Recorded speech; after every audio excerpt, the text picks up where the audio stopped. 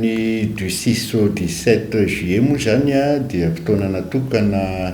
ijeren'ireo mpamatsy vola miaraka amin'ny ministera ny fambolena sy ny fahaleovan-tena ara-tsakafo ny fivoaran'ny asa atao anatin'ny fandaharana asa progrès eo amin'ny tantsoroka atao amin'ireo tanora hivoatra ao anatin'ny hoe fandraharahana ao anatin'ny famokarana. Hita tamin'ireny moa zany fijerevana n'ireo le ivitoerana fampiofanana zay hamolavolana n'ireny tanora ireny zany eo anatin'izay le hoe sehitry ny fandraharahana izany zany hoe ny fiofanana hita moa zany nandritra n'ilay mission de supervision dia ireo tanora omena fiofanana kasika ny akapobeny amin'izany atao hoe fandraharahana izany. Hitantsika tamin'ireny zany tany Ambositra nisy an'ireo andiana tanora miisa teo amin'ny 9 teo zay misehatra ao anatin'ny famokarana agrume na voasarimakirana.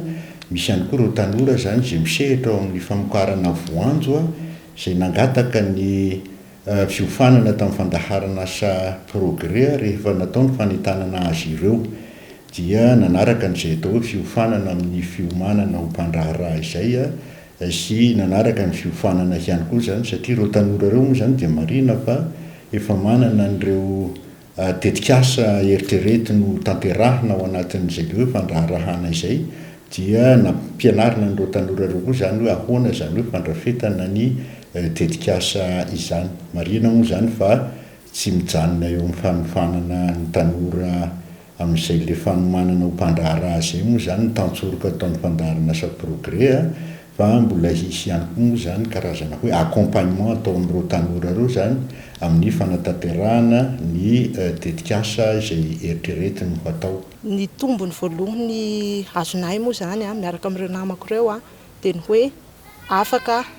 manatanteraka ny nofinofinay izahay no fanentanana izay nentan'ny progrès tagny amin'ny commune misy anay tsirairay avy dia afaka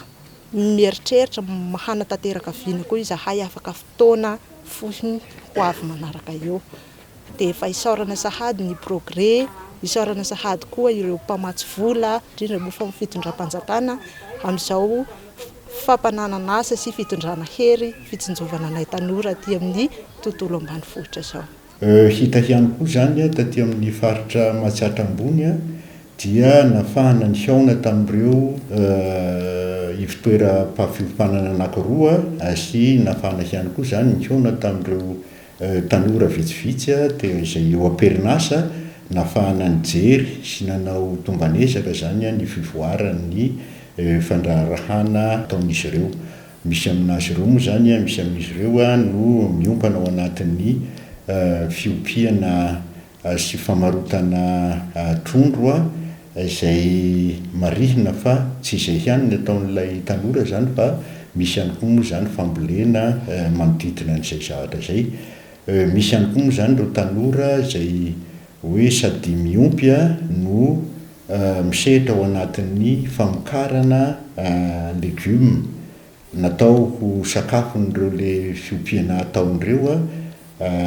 dia misehatra ihany koa moa zany amin'ny alalan'izay le hoe tena hoe tantsoroka ataon'ny fandaharana asa progrès izay. Nisy moa zany ireo toromarika izay nomeny ireo mpitao raharahan'ny mpamatsy vola ireo sy ny torohevitra na nomena na ireo tanora izay nihaonana na ireo ivitoeram-fampiofanana izay nihaonana na ireo ekipa ny fandaharana asa izay manatanteraka ny fandaharana asa aty amin'ny iraisam-paritra.